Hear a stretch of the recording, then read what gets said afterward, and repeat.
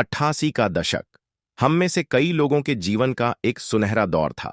यह वह समय था जब आमदनी भले ही कम थी, लेकिन खुशियां ज्यादा थीं। संसाधन सीमित थे, लेकिन संतोष भरपूर था। रिश्तों में गहराई थी, परिवारों में अपनापन था। मोहल्ले के दो चार घरों में ही ब्लैक एंड व्हाइट टीवी हुआ करता था, लेकिन जब रामायण और महाभारत आते तो पूरा मोहल्ला एक जगह इकट्ठा हो जाता था।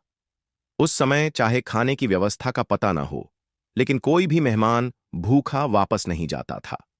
रिश्तों की मिठास और समाज का अपनापन, तब समधी हो या बखारी बाबा, हर किसी को खाना खिलाना घर की जिम्मेदारी मानी जाती थी। तब लोग एक दूसरे के सुख दुख में न सिर्फ शामिल होते थे, बल्कि उसे अपना कर्तव्य समझते थे। गांवों में घर भले ही कच्चे होते थे, लेकिन दिलों में बेइंतहा प्यार भरा रहता था। मोहल्ले की चाची और ताई अपने बच्चों के साथ साथ दूसरों के बच्चों की भी फिक्र किया करती थीं। दादी नानी की कहानियां और घर के बुजुर्गों की सीखें उस समय बच्चों की परवरिश का अहम हिस्सा हुआ करती थीं। 80 के दशक में भारतीय गांवों में ज्यादा बदलाव नहीं आया था।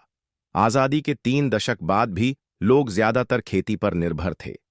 गांवों में पक्के मकान बहुत कम थे, लेकिन मिट्टी और गोबर से बने घर भी सुकून का एहसास कराते थे। खिड़कियों की जगह दीवारों में बड़े बड़े छेद होते थे, जिनसे सूरज की रोशनी अंदर आकर घर में उजाला कर देती थी।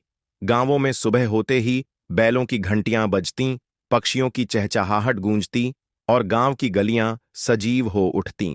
गांवों में साप्ताहिक हाट लगती थी, जहां लोग अनाज, सब्जियां, कपड़े, बर्तन और अन्य घरेलू चीजें खरीदते थे। दुकानें छोटी होती थीं, और जिनके पास स्थायी दुकान का किराया भरने की सुविधा नहीं होती थी, वे अपनी पीठ पर सामान टांग कर घूमते थे। तांगे, बैलगाड़ियां और साइकिल ही मुख्य साधन थे।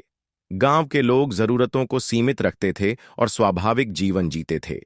शहरों में तब शिक्षा का महत्व बढ़ने लगा था। सरकारी स्कूलों में पढ़ाई सस्ती थी, लेकिन संसाधन सीमित थे। बच्चों के पास बैग कम और किताबें ज्यादा होती थीं।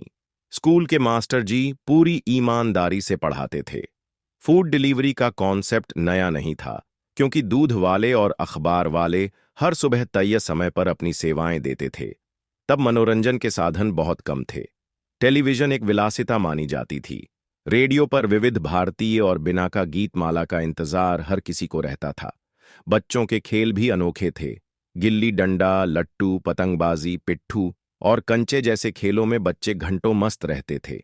मोहल्लों में मैदान कम होते थे, लेकिन गली मोहल्लों में ही खेलों का रोमांच बना रहता था।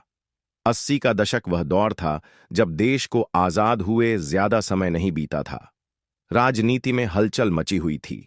महंगाई बढ़ रही थी, लेकिन तब लोगों की आवश्यकताएं सीमित थीं। दूध 2 से 3 रुपए प्रति लीटर, चावल 1 से 2 किलो और पेट्रोल 3 से 4 रुपए प्रति लीटर था। कमाई कम थी, लेकिन संतोष ज्यादा था। घर के हर सदस्य की जिम्मेदारी होती थी कि वह किसी न किसी तरह परिवार की आर्थिक मदद करे। फिल्मी दुनिया में 80 का दशक यादगार था। रेखा, श्रीदेवी, जया प्रदा और हेमा मालिनी जैसी अभिनेत्रियां अपनी सादगी और खूबसूरती से दिलों पर राज करती थीं। धर्मेंद्र, अमिताभ बच्चन, विनोद खन्ना और शत्रुघ्न सिन्हा जैसे सितारों की तूती बोलती थीं। बिना किसी प्लास्टिक सर्जरी या अत्यधिक मेकअप के ये कलाकार अपनी नैसर्गिक सुंदरता से दर्शकों को मोहित कर देते थे। रेडियो तब मनोरंजन का सबसे बड़ा माध्यम था। मोहम्मद रफ़ी, किशोर कुमार, लता मंगेशकर और आशा भोसले जैसे गायक अपने सुरों से लोगों के दिलों पर राज करते थे। गांवों में शादी ब्याह के समय ग्रामोफोन बजता था और लोग देर रात तक लोक गीतों का आनंद लेते थे। 1971 के बांग्लादेश युद्ध के बाद भारत की शक्ति को पूरी दुनिया ने सराहा। 1980 के दशक में भारत ने पोखरण में परमाणु परीक्षण करके दुनिया को दिखा दिया कि यह राष्ट्र अपनी सुरक्षा में सक्षम है। इंदिरा गांधी और राजीव गांधी की नीतियों ने भारत को वैश्विक मंच पर एक नई पहचान दिलाई।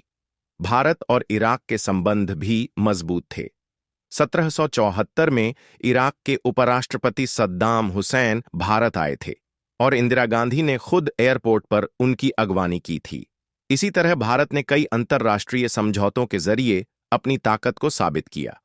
80 का दशक एक ऐसा दौर था जिसने भारत को आधुनिकता की ओर बढ़ने की दिशा दी। यह वही दौर था जब हमने कृषि, विज्ञान, शिक्षा और तकनीक में धीरे धीरे उन्नति की। आज भले ही तकनीक ने दुनिया को बदल दिया हो, लेकिन उस समय की यादें आज भी हमारे दिलों में ताज़ा हैं। भले ही पिछले 40 वर्षों में देश में बहुत कुछ बदल गया हो, लेकिन हमारा भारत तब भी महान था, आज भी महान है और भविष्य में भी महान रहेगा। अगर आपको 80 के दशक की ये यादें पसंद आईं, तो कमेंट बॉक्स में जय हिंद, जय भारत जरूर लिखें और अपने बचपन की खूबसूरत यादों को हमारे साथ साझा करें। आपका धन्यवाद।